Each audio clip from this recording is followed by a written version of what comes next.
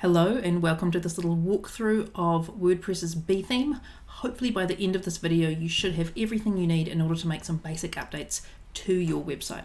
So if you've just logged in, you'll probably arrive at this page here, the dashboard. What I'm going to suggest you do is right click on Visit Site up here and in a new tab open the front end of your website. This is just a basic little site I've put together for the purposes of this demo. The beauty of doing it this way is that once you're on the page that you want to edit, you can simply click this little button up here, Edit with bBuilder, and it will take you straight into the back end, onto that website, where you can edit the different elements of the site, but it's going to look pretty much like what you see in the front end, so it makes it a little bit easier. Now, there's three different sections that you need to be aware of when making edits to the site. This green section here, which houses some of the other elements, this grey section here, and then the blue section within, which is where the different things that you might have, image, text, button, etc. Now this grey element here can be increased and decreased in size, like this. You can also duplicate it using that little icon there. This blue element, and in this case this is the text section, can also be increased and decreased. And we can add another element into here. Let's say we're going to scroll over to the left here and go through all of the different elements that we can choose from. And maybe we're going to put a button in. So I'll just drag a button over. There it is, it says click here. I think I'll put it underneath that. And if we click this blue pencil icon, all of the different options for that element will come up on the left here. And you can see if I do the same for this text, it's automatically changed to Visual Editor, and this is where we can edit that one. Roll over this, and it changes for all of the options for this button. So maybe I want to say, find out more on this button, and I want to link it to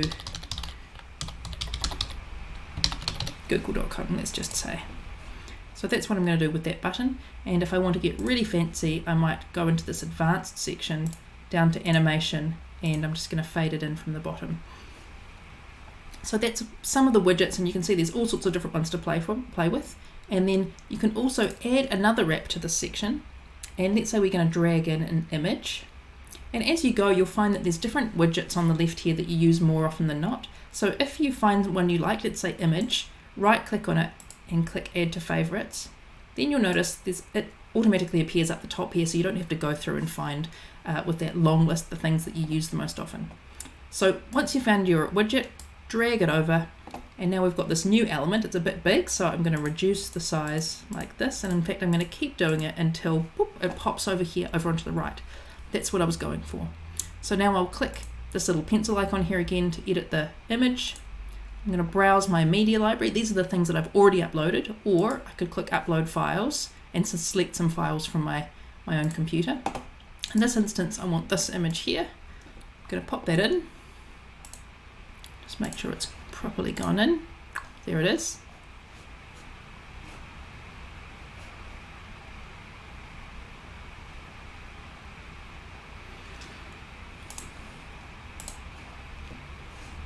So I'm going to drag this image widget into here, click on the pencil icon, and I'm going to browse the media library here where I can go through. These are the different images that I've already uploaded, or I can upload a new image by selecting some files from my desktop. So in this instance I want to put this picture here, so let's select that, and now it's appeared. And I could change the size of the image widget, or I could change the size of this box underneath. Of course you can have more than one element within a grey element box. So let's just say I want it to be about 4/5 of the size of that box.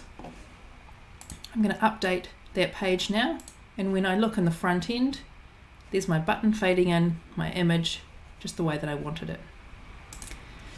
So perhaps underneath that we'd like to have another section. So I'm going to click that green button, and it's asking me if I want it to have it automatically divided up, and I think that in this instance I think I'll just have one main section. And so the other things that you can, the things you might want to adjust in these green sections is probably whether it's a dark background or not. If you click on that pencil icon once again, the options will come up over here. I'm going to go into advanced, and I'm going to select a different color for the background of this section. Maybe I want to go for a dark grey.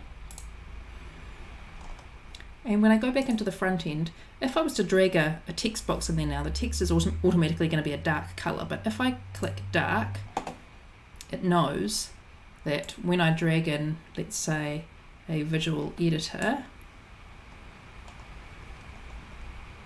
actually, you know what, I might put in an icon instead. Drag an icon box in there, and see the text has automatically gone white because we've told it that it's a dark section, so it knows that we're going to want some light colored text. So there's our icon box, and we're going to call that box call now. Get a free quote perhaps, and then here is the icon. What should we choose? So there's all sorts of different options here. There's the default section, and then there's another whole section of icons as well. Hard to know what to choose. What did we say? Get a free quote. I'm just going to choose this arrow. So this is our little icon box, but I've noticed it's a bit too close to the top of this section, so I'm going to click into this element, into the advanced section, and in the spacing I'm going to give it a bit of padding at the top and at the bottom.